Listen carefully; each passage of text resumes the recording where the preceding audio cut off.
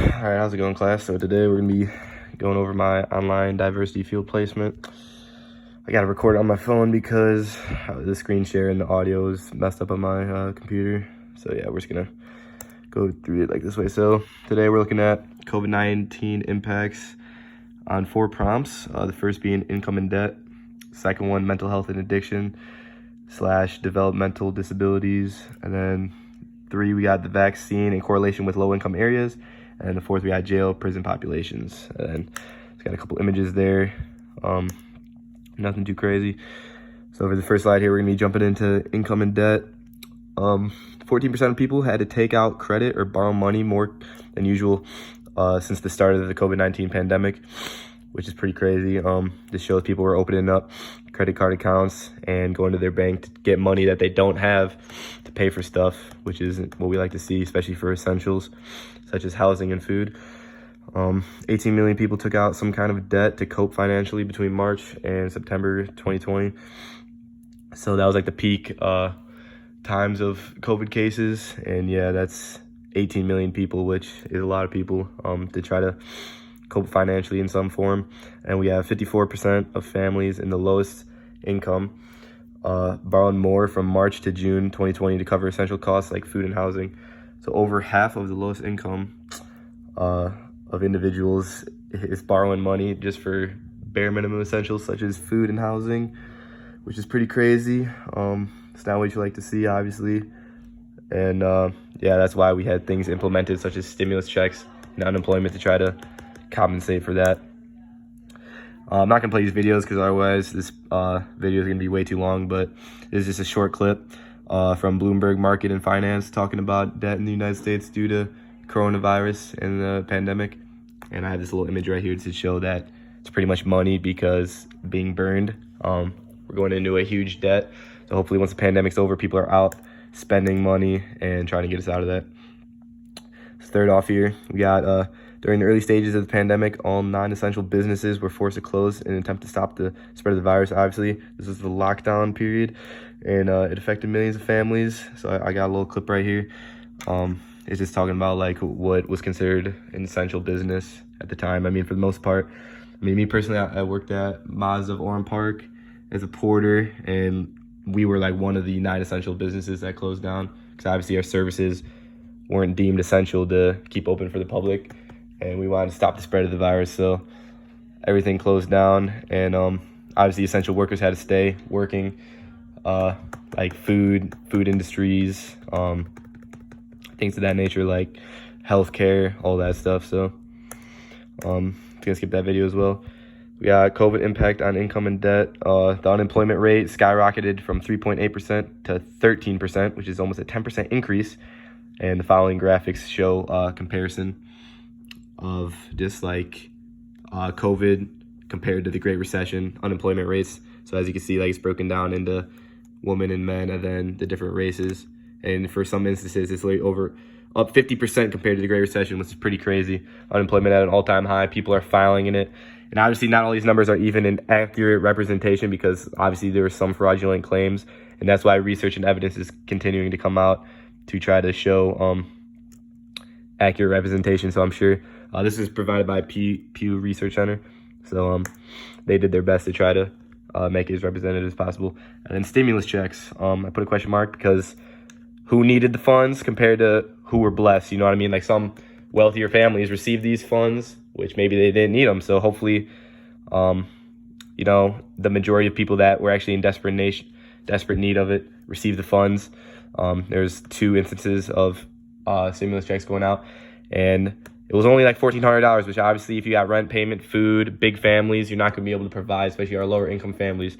So there's a huge split again. You got the people that are getting their checks, blowing it on electronics and big ticket items, and then you got people that are needing that money to try to provide for their family. Going on to the mental health aspect, I have a CVS document here that said that 65% of Americans aged 13 to 34 had concerns about their own mental health or a member of their household since the COVID-19 outbreak, because talks of vaccines were slim at the time and people were losing hope. Everyone is affecting their mental health. Me personally, I was the lowest low at one point, and then I finally started to use my time wisely and make every day, every second count, which obviously some people just never did and spiraled their mental health down into the dirt hole, which leads me to the next slide, which is talking about pre-pandemic. 1 out of 10 adults reported symptoms of anxiety or depressive disorder, compared to during the pandemic when 4 in 10 adults in the United States reported symptoms of anxiety or depressive disorder. And KPP also showed that symptoms such as difficult sleeping, unhealthy eating disorders, increase in alcohol and substance abuse were at an all-time high during this time. Got these little images of one person up all night and all these drugs because people are getting bored, they're stagnant, they don't know what to do, anxiety, stress, they're thinking all the time. They start just going down the wrong rabbit hole, and mental health at an all-time worst during this period of time. Study showed that from University of Arizona, hazardous drinking in young adults increased almost 20%, which is not good for our younger generation either, because they're going to have underdeveloping brains now and portions of their growth due to substance abuse, and they're getting bored, they're drinking all the time. Excessive lockdown periods caused neglect emotionally, and yeah, for a lot of people. I know obviously there's some positive impacts for some people. Some people use their time wisely, but others struggled very, very deeply and became emotionally neglected. Obviously not all households are supporting and there to talk. Some households became closer during lockdown periods, but obviously not everyone. So yeah, I have another video clip here that talks about, we're not going to play it, but the opioid crisis being at an all-time high during the pandemic. Obviously pills, heroin, that type of nature was already bad enough in the United States specifically. And yeah, COVID obviously didn't help that at all. So what is next? Did COVID create bad habits for individuals? For a lot of people, yes, but there's obviously two sides to every street, There's some positives. You might have been productive. You might have learned how to cook. You might have learned how to play the guitar, things of that nature. But then obviously bad habits could have been created. You started smoking, you started drinking more, stuff like that, which we expect in the long run. Obviously, everyone's got questions. We don't know everything, but hopefully in the long run, things start to open up. The vaccine is becoming more readily available. Hopefully we get things back in the swing. And then I already covered the possible positive outlooks, learning some new skills for some people. Vaccines in low-income areas, okay?